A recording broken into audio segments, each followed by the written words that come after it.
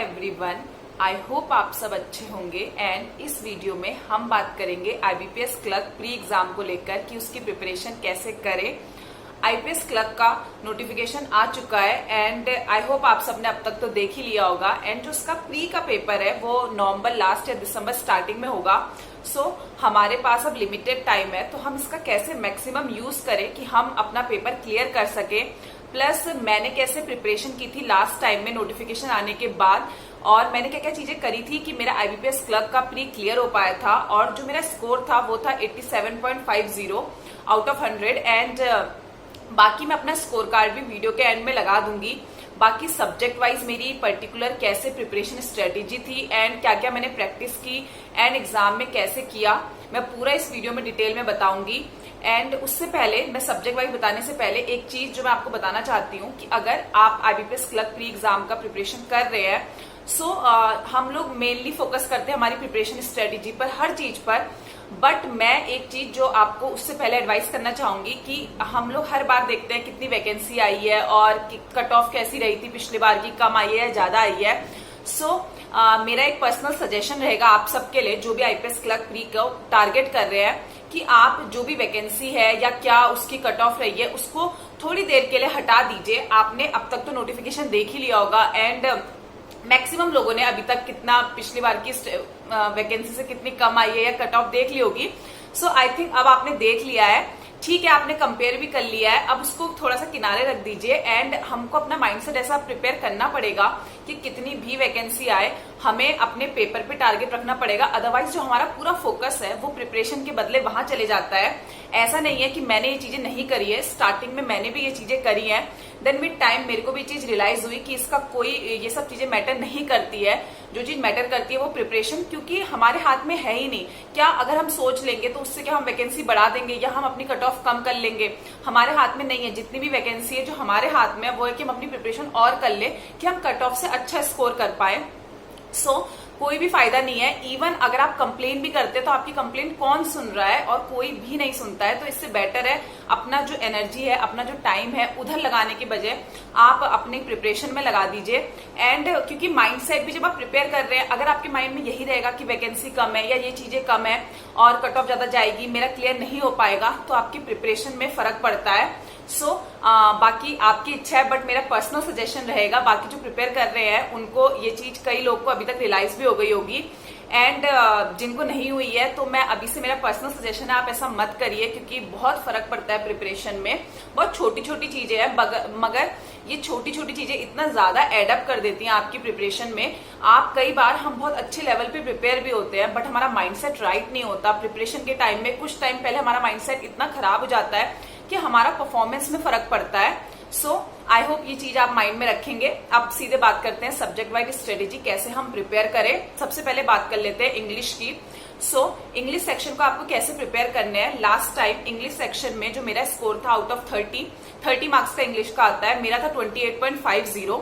सो paper का level जो IPS clerk का प्री का रहता है बहुत ज्यादा टफ नहीं होता, even easy to moderate level हम कह सकते हैं।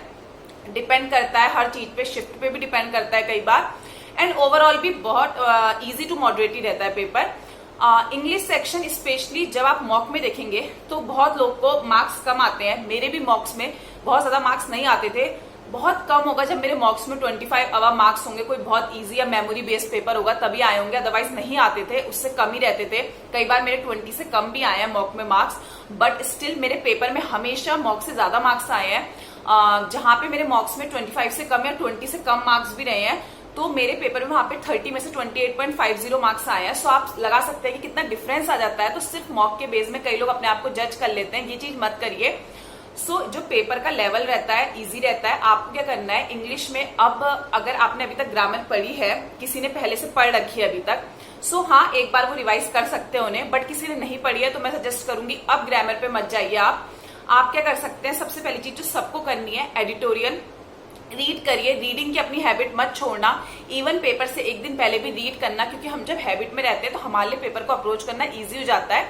सो रीडिंग करिए आप, एडिटोरियल 2 to 3 एडिटोरियल आप डेली रीड करिए, उससे आपको बहुत फर्क पड़ेगा। देन आप क्या कर सकते हैं, जो भी मिसलिनियस क्वेश्चन होते हैं, suppose like RC type question हो गए, फिलअप्स हो गए, मैच द कॉलम हो गया, या जो भी हमारे इंग्लिश में आते हैं वो सब आप प्रैक्टिस करिए। आप क्यूज लगा सकते हैं उसकी, या फिर आप सेक्शनल क्यूज, जब भी आप कोई मॉक खरीदते हैं उसमें सेक्शनल क्यूज भी होती है। अदरवाइज आप अड्डा के ऐप में जाइएगा, वहां पे आपको इंग्लिश लैंग्वेज करके सेलेक्ट करिएगा क्यूज में, वहां पे आपको फ्री क्विजेस अवेलेबल होती हैं। ऐसी बहुत सारे ऐप है, ग्रेड अप में आपको अवेलेबल हो जाएगी, ऑलिव बोर्ड में आपको अवेलेबल हो जाएगी, कुछ ना कुछ फ्री एक दो सब में ही रहती हैं। सो आप वहां से फ्री क्यूजेस उठा लीजिए। अगर आपके पास मॉक है, परचेज कर रखा है, उसमें सेक्शनल क्यूज है तो वहां से कर लीजिए। इससे आपका क्या होगा, जो मिसलिनियस क्वेश्चन है अलग टाइप के वो भी प्रैक्टिस हो रहे हैं, साथ साथ आपको रीडिंग करनी है, क्योंकि रीडिंग ही मेन फोकस रहता है इंग्लिश में। और उसके अलावा आप थोड़ा बहुत टाइम अपनी वोकैबुलरी को दीजिए, बहुत ज्यादा नई वोकैबुलरी अब ऐड मत करिए अपनी उसमें, जितनी भी आपने पढ़ रखी है, प्लस थोड़े बहुत वर्ड्स डेली के अगर आप 4 to 5 वर्ड्स भी ऐड कर रहे हैं तब तो कोई दिक्कत नहीं है। बट बहुत ज्यादा एक साथ की अब पेपर आने वाले हैं, सारी वोकैबुलरी याद कर लें, क्योंकि वो याद तो रहती नहीं है, तो वो मत गलती करिएगा।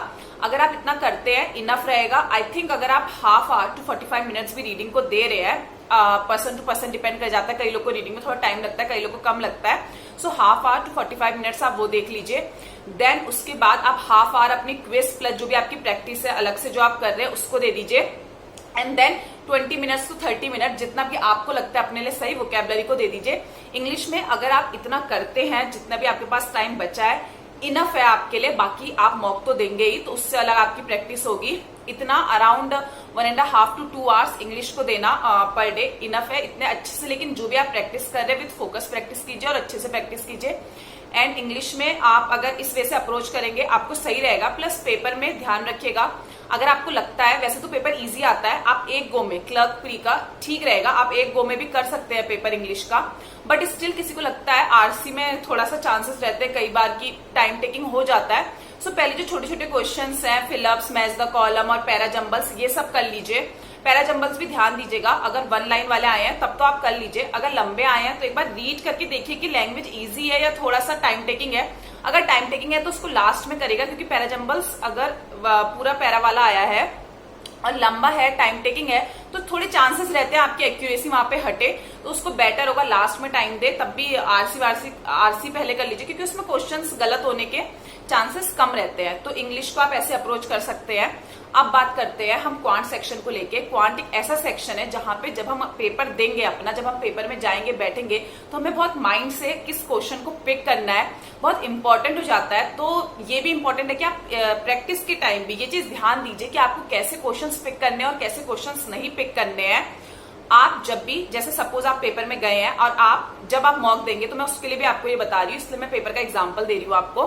पेपर में गए हैं तो आपको क्या करना है, आप देखिए सबसे पहले ऐसा नहीं होगा कि क्लर्क प्री का पेपर है, सिंप्लीफिकेशन, क्वाड्रेटिक, इस टाइप के क्वेश्चंस या रॉन्ग नंबर सीरीज, इसमें से कोई भी 2 चीज तो पक्का आई होगी। एटलीस्ट 10 to 15 मार्क्स आपका इससे आया ही आया होगा। सो आप सबसे पहले इसको उठाइए। जैसे सपोज आप गए, अगर आपको पहले नंबर पे दिख दिया, आपने कर लिया, ठीक है। उसके बाद अगर आपको नहीं दिखा है, इवन आपको डीआई भी पहले दिख रही है, तो मेरा ये सजेशन रहेगा आप थोड़ा सा स्किप करके पहले ये क्वेश्चन कर लीजिए। एंड जब आप पेपर से जा रहे हैं, शुरू में डीआई है तो एक बार स्कैन कर लीजिए किस टाइप की डीआई है, क्या मुझे इस सिंप्लीफिकेशन और ये क्वाड्रेटिक के बाद इसको उठाना है, या मैं कोई आगे की डीआई देखूंगा, वो ज्यादा इजी हो सकती है। आप ये थोड़ा सा पेपर में जब आप करेंगे अपने माइंड को प्रेजेंट रखना, स्पेशली क्वांट पेपर में, क्योंकि कई बार हम ऐसी डीआई उठा लेते हैं या फिर थोड़ी सी टफ हो जाती है, उसकी वजह से हमारे इजी क्वेश्चन छूट जाते हैं। तो आप ये गलती मत करिएगा पेपर में। सो इस तरह से अगर आप पेपर को अप्रोच करेंगे, आपके लिए क्वांट सेक्शन में स्पेशली सही रहेगा। तो आपको कैसे प्रैक्टिस करनी है, डेली 15 to 20 सिंप्लीफिकेशन की प्रैक्टिस कर लीजिए। Then wrong number series, and एक दिन आप रॉन्ग कर लीजिए 10, एंड देन अगले दिन मिसिंग नंबर सीरीज कर लीजिए। ऐसे ऑल्टरनेट डे आप करते रहिए। उसके अलावा quadratic equation same 5 to 10 daily कर लीजिए। इतना आप डेली करेंगे, I think half hour to 1 hour, बहुत ऐसे मैंने कहा कि हर पर्सन टू पर्सन डिपेंड करता है, किसी को थोड़ा टाइम ज्यादा लगता है, किसी को कम लगता है, बट डेली के साथ ही आपका वो डिक्रीज होगा। तो इतना आप अपना टाइम ले लीजिए। उसके बाद डेली 4 to 5 डीआईज कर लीजिए, ज्यादा टाइम नहीं लगेगा। वैसे तो 15 to 20 मिनट्स में हो जानी चाहिए प्री लेवल डीआई। जब आप कर भी रहे हैं तब स्टिल आप हाफ आवर ले लीजिए, मैक्सिमम टू मैक्सिमम अगर आप अपना टाइम दे रहे हैं तो इतनी आप डीआई को दीजिए। उसके अलावा फिर आप अर्थमेटिक उठाइए। अर्थमेटिक में आपको क्या करना है, टॉपिक वाइज एक एक उठाना है, क्योंकि आपको करना है एक टॉपिक उठाना है, बेसिक चीजें देख लीजिए, क्योंकि पेपर का लेवल जो प्री में होता है इतना टफ नहीं आता, तो बेसिक कॉन्सेप्ट देखिए, उसके बेसिक लेवल क्वेश्चन कर लीजिए। सो मैं आपको सजेस्ट करूंगी कि आप जो अर्थमेटिक है उसमें ए स्क्वांट का लेवल 1 कर लीजिए, बहुत ज्यादा टफ नहीं है, बहुत इजी है। इजीली आप एक दिन में, अगर आप सपोज कॉन्सेप्ट उसी दिन पढ़ रहे हैं, उसी दिन आप लेवल 1 बहुत इजीली कर सकते हैं, थोड़ा सा टाइम निकाल के, ज्यादा 2 दिन आप ले लीजिए, तब भी आपके पास आई थिंक नवंबर मिड तक, उससे पहले पहले ही आपका जो पूरा जो भी अर्थमेटिक है एक बार पूरा हो जाएगा। उसके बाद आप क्वेश्चंस दोबारा प्रैक्टिस कर सकते हैं, तो इससे आपका एक अच्छा बेस बन जाएगा, प्लस आपके अंदर एक कॉन्फिडेंस आएगा कि आप हर चीज को पढ़ के गए हैं। सिर्फ सिस्टमेटिक पढ़ने से क्या होता है, ऐसा नहीं है जब आप क्यूज देंगे तो क्वेश्चंस रैंडम होंगे, तो वहां तो आप प्रैक्टिस कर ही रहे हैं, बट जो मैं आपसे बोलती हूँ कि आप सिस्टमेटिक पढ़िए एक बार टॉपिक वाइज, तो हमारा माइंड में एक होता है कि हम अच्छे से प्रिपेयर करके गए हैं, तो हमारा ऊपर से जो हमारा रिविजन होता है वो भी प्रॉपर वे में होता है, एक सिस्टमेटिक वे में होता है, तो हमारा माइंड जल्दी इजीली उसे ग्रेस्प करता है। सो आप ट्राई करिएगा, अगर आप ऐसे करें, प्लस क्विज में तो आपके जो भी रैंडम है वो तो आपके क्वेश्चंस हो ही रहे हैं, सो क्विज भी साथ साथ अराउंड 15 मिनट्स की आप अड्डा में क्विज आती है, 15 to 20 मिनट्स रहते हैं उसमें प्री लेवल की, तो हर रोज एक क्विज लगा लीजिए उसकी, वो भी उससे भी आपकी रैंडम क्वेश्चंस की एक साथ प्रैक्टिस हो जाएगी अच्छे से। इतना आप अगर क्वांट में कर लेते हैं, एंड जब आप मॉक देंगे इस वे में ही अप्रोच करते हैं, क्योंकि जैसा हम यहाँ प्रैक्टिस करते हैं वही ज्यादातर चांसेस होते हैं कि हम पेपर में करें। ऐसा नहीं है कि 100% जो हमने यहाँ प्रैक्टिस करा हम एग्जैक्टली पेपर वैसे ही अटेम्प्ट करते हैं, क्योंकि वहां पे कैसा पेपर है, कैसा माइंडसेट है, हर चीज थोड़ा सा कई बार हम लोग डाइवर्ट भी हो जाते हैं, तो तब भी लेकिन कहीं ना कहीं अगर हमने अच्छी प्रैक्टिस की होती है तो ईजी हो जाता है अप्रोच करना। सो आप ट्राई करना कि आप इसको ऐसे करें तो आपके लिए क्वांट सही हो जाएगा। उसके बाद अब हम बात करते हैं रीजनिंग सेक्शन को कैसे अप्रोच करें पेपर में। रीजनिंग सेक्शन में हमारा 35 मार्क्स का होता है, एंड आपके पजल्स भी मिलेंगे, आपको मिसलिनियस भी मिलेंगे। मैंने जब पिछली बार रीजनिंग सेक्शन अटेम्प्ट किया था तो मैंने 35 में से मेरे 32 मार्क्स आए थे। एंड उसके अलावा जो मैं नॉर्मली रीजनिंग सेक्शन जो अप्रोच करती हूँ, मैं कोशिश करती हूँ क्योंकि स्पेशली क्लर्क के प्री पेपर में कि मैं एक साथ में पूरा पेपर एक गो में कर दूं। मैं नॉर्मली क्वेश्चन नहीं छाटती कि मुझे पहले ये करने हैं या ले करने हैं, लेकिन ये हर पर्सन की प्रैक्टिस पे डिपेंड करता है। आपको पता होता है कि आपका कौन सा सब्जेक्ट स्ट्रांग पॉइंट है। मुझे पता था कि मैं रीजनिंग में कर सकती हूँ, मेरी प्रैक्टिस उस लेवल की है, इसलिए मैं ऐसा करती थी। सो अगर किसी इंसान की प्रैक्टिस अच्छे लेवल पे है, उसे पता है कि रीजनिंग उनसे इजीली हो जाती है, वो बहुत ज्यादा नहीं अटकते हैं, सो वो ऐसा कर सकते हैं कि वो एक गो में पेपर करे। बट अगर किसी को लगता है नहीं कि मैं पजल में अटक सकता हूँ या थोड़ा सा डर रहता है एक मन में, तो आप पहले मिसलिनियस क्वेश्चन को अप्रोच कीजिए, उसके बाद आप पजल में आइए। एंड कई बार हमें थोड़ा बहुत आइडिया मिल भी जाता है, इवन आपकी प्रैक्टिस भी अगर अच्छे लेवल की है और हमको थोड़ा बहुत आइडिया भी मिल जाता है कि ये पजल हमें ज्यादा टफ नहीं है। मतलब हम पढ़ते हैं, अगर उसमें ब्लड रिलेशन भी है, सर्कुलर भी है, या कुछ ऐसा है कि फ्लोर वाइज है, लेकिन हमें लग रहा है कि 2 वेरिएबल्स हैं, थोड़ा सा टाइम होगा और हम और क्वेश्चन पहले अप्रोच कर ले, तो हम ऐसा करते हैं कि अप्रोच कर लेते हैं। सो ये आपकी प्रैक्टिस पे डिपेंड करता है, आपके क्वेश्चन समझने के ढंग पे भी डिपेंड करता है। सो जब आप प्रैक्टिस करेंगे ये चीज आप ध्यान दीजिएगा कि आपको कैसे अप्रोच करना है, इसीलिए आप पहले मॉक लगाइए कि हाँ क्या आप पजल में अटक रहे हैं। अगर आप बार बार अटक रहे हैं तो मतलब आपने थोड़ा सा प्रैक्टिस में कहीं दिक्कत है, या आप थोड़ा समझने में कहीं दिक्कत कर रहे हैं, तो आपको ज्यादा प्रैक्टिस की जरूरत है। तो आप वहां पे पजल मत उठाइएगा, पहले मिसलिनियस करिएगा, अदरवाइज एक गो में करते हैं तो बेटर रहता है। सो प्रैक्टिस कैसे करनी है, डेली 4 to 5 पजल्स तो आपको करनी ही करनी है। सेम जैसे आपको डीआई में 15 to 20 मिनट्स लगेंगे, इसमें भी आपको सेम लगेगा, maximum to maximum half hour, जैसे कि पर्सन टू पर्सन डिपेंड करेगा। उसके अलावा आपको वही सेम चीज जैसे कि आप अर्थमेटिक प्रैक्टिस कर रहे थे, आपको सेम रीजनिंग में भी प्रैक्टिस करनी है मिसलिनियस की। सपोज आपने इनइक्वालिटी उठाया एंड देन आपने उसके कॉन्सेप्ट देख लिए एंड देन उसके क्वेश्चंस प्रैक्टिस कर लिए। नेक्स्ट डे आपने कोई और टॉपिक उठाया, आई थिंक 10 to 15 डेज, ये भी मैं ज्यादा कह रही हूँ, मैक्सिमम आप इतने दिन में पूरा एक बार एक सिस्टमेटिक वे में, एक राइट वे में अप्रोच करके अपने सारे कर लेंगे। सोचिए आपका कॉन्फिडेंस कितना बढ़ेगा कि हाँ मैंने एक एक क्वेश्चन, एक एक टॉपिक अलग अलग से उठा रखा है एंड मैंने देन उसको अप्रोच करके समझा है, तो आपको पता होगा मेरी कॉन्सेप्ट हर टॉपिक पे क्लियर है। देन उसके बाद आप नेक्स्ट फिर उसे रिवाइज कर लीजिए और क्विज जरूर दीजिएगा। रीजनिंग की भी अलग सेक्शनल वाइज क्विज जब आप देंगे तो उससे आपका क्या होता है, रैंडम क्वेश्चंस प्रैक्टिस होते हैं, तो उससे भी आपका फर्क पड़ जाता है, क्योंकि आप सिस्टमेटिक वे में कर रहे हैं, वहां पे आपका एक क्वेश्चन एक माइंड में चल रहा है, आपको पता है ये इनइक्वालिटी का क्वेश्चन है, इसमें मैंने ये पढ़ा था, ये कॉन्सेप्ट है। बट जब आप रैंडम करते हैं, सडनली आपको इनइक्वालिटी से पजल पे जंप करना होता है, पजल से आपको सिलॉग्स में जंप करना होता है, तो वो प्रैक्टिस के साथ ही आता है। जब आप करेंगे तो आपको खुद लगेगा कि हाँ इतना टफ नहीं है, ईजी है। अगर आप इस वे में अप्रोच करेंगे तीनों सेक्शन को, एंड इस वे में प्रैक्टिस करेंगे, आई एम श्योर आपको इससे बेनिफिट मिलेंगे।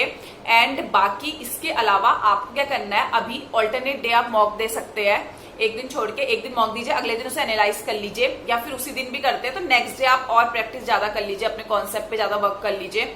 क्योंकि ऐसा नहीं है कि आपको प्री, तो ये तो मैंने आपको बताया प्री का, बट साथ साथ थोड़ा बहुत आपको मेंस भी लेके चलना ही है, थोड़ी बहुत जीए भी साथ साथ पढ़ते रहिए, क्योंकि प्री निकल भी गया तो आपको मेंस पे भी फोकस करना है। ऐसा नहीं है क्योंकि प्री निकल गया फिर आपका मेंस पे बिल्कुल फोकस नहीं है, तो वो भी कोई यूज का नहीं है। तो थोड़ा थोड़ा साथ लेके चलिए, ज्यादा फोकस प्री पे रखिए, क्योंकि प्री नहीं निकलेगा तो उसका भी कोई फायदा नहीं है। सो बैलेंस बहुत जरूरी है, जब भी हम बैंक प्रिपरेशन की बात करते हैं बैलेंस बना के चलिए। ज्यादा फोकस अभी प्री पे करिए, लेकिन मेंस में थोड़ा बहुत, एक डीआई हो गई रोज की मेंस लेवल की, एक पजल हो गई मेंस लेवल की, बाकी आप रीडिंग तो अभी कर रहे हैं, इंग्लिश में इतना भी कर लेंगे, इनफ है। इतना भी अगर आप करते हैं बैलेंस बना के, आपका सही रहेगा। एंड अभी मैं एक बार लास्ट में और आपसे कहना चाहूंगी कि जब भी आप पेपर देने जाए, एक कॉन्फिडेंट के साथ जाए, एक राइट माइंडसेट के साथ जाए। वहां अपने पेपर में ये माइंडसेट लेके जाना कि नहीं इस बार तो सीट कम आई है, होगा ही नहीं।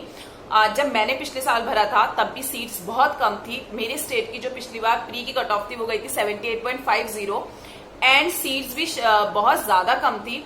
बट उस समय, उससे पहले बार में सीट काफी आई थी, बट मैंने ये चीज नहीं सोची कि मेरा मतलब क्या होगा, क्योंकि मैं पहले ये चीज फेस कर चुकी हूँ। एंड उसके बाद मैं आपको बता रही हूँ, उस समय मैं सिर्फ एक माइंडसेट के साथ गई थी कि कुछ भी हो जाए मेरे पास यही पेपर है और मुझे ये निकालना है किसी भी हालत में, और मैं एक्सक्यूज नहीं दे सकती खुद को किसी भी कंडीशन में।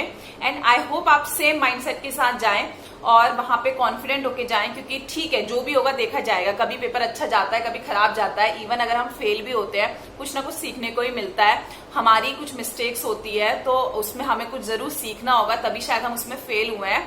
होता रहता है, लाइफ का पार्ट है, उसको इतना सीरियसली मत लीजिएगा, ठीक है, सीरियसली अपनी पढ़ाई में लीजिएगा। बाकी अगर आप इस माइंडसेट के साथ, अपने कॉन्फिडेंट के साथ और अपनी प्रिपरेशन के साथ जाएंगे, आई एम 100% श्योर आपका पेपर निकलेगा। एंड आई होप आपको ये वीडियो यूजफुल लगी हो। एंड ऑल द बेस्ट आपके प्रिपरेशन के लिए, ऑल द बेस्ट आपके पेपर के लिए। एंड मिलते हैं नेक्स्ट वीडियो में, till then bye bye. And score card मैं इस वीडियो के एंड में लगा दूंगी। बाय।